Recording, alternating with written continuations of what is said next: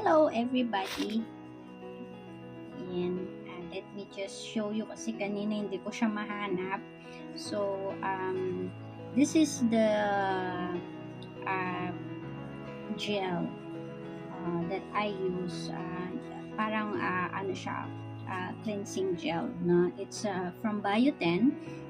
It's ano to, micellar cleansing gel hyaluronic gold. Ayan. So, ito siya, yung gel, no? Para siyang facial foam. Pero, instead of using soap, kasi kahit anong soap, it can dry yung ating face. Kahit yung pinaka-mild na soap, sometimes it dries up. Ewan ko sa inyo, pero sa akin, oo. So, I use this one and I've been using it like 2 years now. Oo, 2 years na. So, continuously siya lang ang ginagamit ko. And the other cream nila, eye cream, the serum, yung micellar toner, and then yung ano tawag nito, day and night cream. Yeah, so they are good. For me, they are good. At saka, people say that they are expensive. Yes, they are, pero matagal mo na siyang gagamitin. So, kung save ka ng 10 pesos a day, you will be able to buy a lot of them for 20 pesos a day. So, pag 20 pesos ka, 600 ka na, makakabili ka na ng 2 nito or 3 nito, no? So, the other items, it's like 999, no? Yung ano, pati yung serum. So, silang lahat, if I buy those, parang nasa 3,000 or 4,000. Pero that will last you for like 3 to 6 months, depende, no, sa paggamit mo. If you are using them daily and you're just using the ample amount, it will last a long time, no? So, now, there is another thing that I use, another one that I use. I stopped using lotion. Although, lagi akong binibilhan ng lotion ng kuya ko. Ayun, nandoon yung mga lotion. But, I tried this one and I like it kasi hindi siya malagkit, no? It's a serum. It's pure serum. It's called niacinamide pure serum. It's from Ashley, no, product na bili ko siya sa Lazada. So, I'm using it right now. Ayan, kung makita nyo, parang ano lang siya, parang tubig lang siya. But may pagka-gel siya ng konti. So, I just use a small or 1 pump and then pwede ko na siyang gamitin sa 2 kamay, no? Tapos, hindi siya malagkit. It's gonna help sa mga dark spots. I've been using it for a week now. So, yung mga dark spots ko dyan, kasi. And then, dark spots. And then, also sa paa.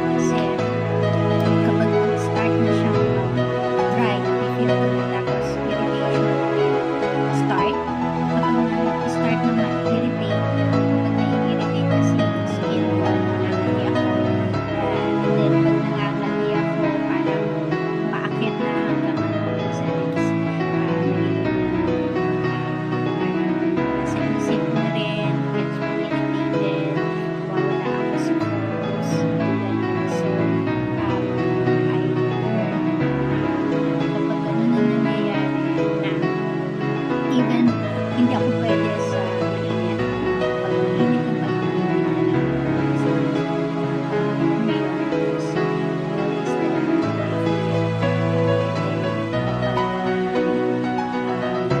medyo yung kulang yung hangin kasi kung minsan sa isang lugar meron yung parang kulang yung hangin yung pag ano ng ventilation pag kulang parang doon ako nagpa-palpitate. That's why what I do is just go out or meron akong ginagawa. I always bring this. I think yeah, I always bring this kapag kulang yung hangin sa isang lugar, talagang i-maximize ko siya, tututok ko siya sa ilong ko na ganyan. Ayan. So, we women need to help ourselves kapag we are undergoing this it's a challenging stage of our life. Kailangan talaga natin siya pagdaanan. It's the hormonal changes that we are undergoing. But natin siya kailangan i-endure. We'll just enjoy and then we'll just see. No, we have to do something in order to help ourselves. There are things na gusto ko kinakain noon like taho.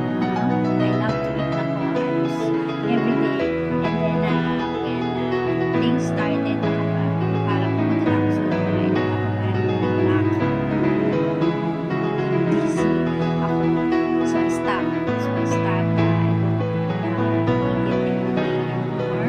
Basta mag-crave lang ako ng sugar. And I told his wife kasi ko sa SM kasi they have a different flavor. So that's where I'm buying. And then for women pareho na skate style, I advise drink more water. Ako kasi they said drink more can't. Hindi ko kaya. So for me it's like I drink ice cold water. Just right now every day I take cranberry juice because cranberry juice is good for our body. Just this much juice is 200 ml of cranberry juice. Pero I always want it with this. So it's ice cold and then madadilute siya. Okay, so then more liquid intake than the juices. Pero that's it works for me. I would say that it works for me.